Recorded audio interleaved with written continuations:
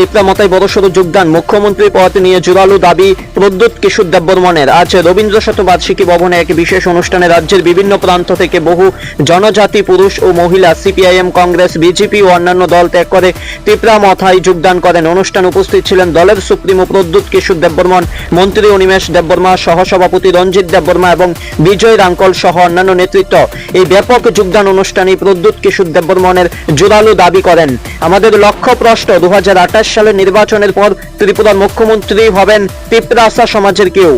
2021 से अभी तक बहुत सीख चुका हूं और अगर थानसा करना है तो आओ गुबागरा के पास, गुबागरा रेडी है, हम लोग थानसा करेंगे और 28 सीट से 28 सीट जीत के, क्योंकि हमारा लक्ष्य क्या है? हमारा लक्ष्य तिप्रामथा आईपीएफटी नहीं है, हमारा लक्ष्य है 2028 में